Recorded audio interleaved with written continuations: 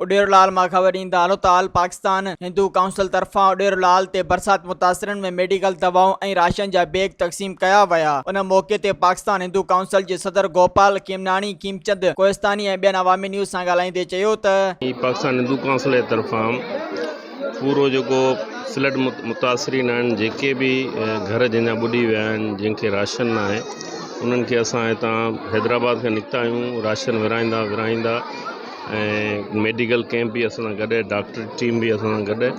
उहो करे असीं हाणे हिते पहुता आहियूं ऐं हिते बि जेके रहियल मुतासिर आहिनि उन्हनि खे हाणे राशन विराए ॻणत न आहे, पर असांजी सॼी सिंध में पाकिस्तान हिंदू काउंसिल जी टीमूं कमु कनि पियूं।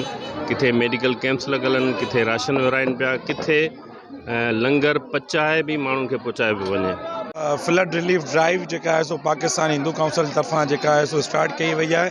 ऑल ओवर सिंध में इहा ड्राइव हली रही आहे। हिन में असांजे पाकिस्तान हिंदू काउंसिल जा प्रेसिडेंट ऐं ख़ुसूसी हिदायत पाकिस्तान हिंदू काउंसिल जे सरपरस्त आला MNA डॉक्टर रमेश कुमार साहब ऐं पूरे पाकिस्तान हिंदू काउंसिल जी जेका आहे सो कैबिनेट, स्पेशली इन में असांजा फाउंडर जेके आहिनि सो राजा आसरमल मंगलानी साहब, गोपाल खेमानी प्रेसिडेंट साहब ऐं उन्हनि सां गॾु चीफ कोऑर्डिनेटर ऐं डिविजनल कोऑर्डिनेटरनि सां गॾु हर डिस्ट्रिक्ट में, पूरे सिंध जे तमामु डिस्ट्रिक्ट्स में इहा फ्लड ड्राइव शुरू कई वई आहे, जंहिंमें मेडिकल कैंप्स आहिनि, मेडिकल मोबाइल कैंप्स आहिनि, राशन डिस्ट्रीब्यूशन आहिनि ऐं रेडी कुक्ड फूड जेका आहे सो तयार मानी जेका आहे सो मरहलेवार तमामु ज़िले जे तमामु तालुकनि में डिस्ट्रीब्यूट कई पई वञे। तरफ़ां हिते हिकु शेवा जो मौक़ो मिलियो। हिंदू काउंसिल पूरे पाकिस्तान जे लेवल सां जेकी ख़िदमत करे पई, ॿोॾि मुतासिरनि जे लाइ जेकी ख़िदमत करे पई, उन्हनि असांखे हिंदू काउंसिल तरफ़ां असांखे माना कॉल थी त असां अचूं था उडेलाल में।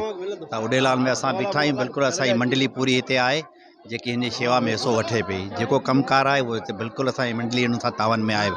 झूलेलाल सरकार के दरबार पे हम तमाम लोग मौजूद हैं और शुक्रगुजार हैं हुकूमत पाकिस्तान के भी कि आज हमारे साथ बराबर प्रोटोकॉल के साथ ये हम जो राशन की फ्रॉमी कर रहे हैं पाकिस्तान हिंदू काउंसिल के प्लेटफॉर्म से।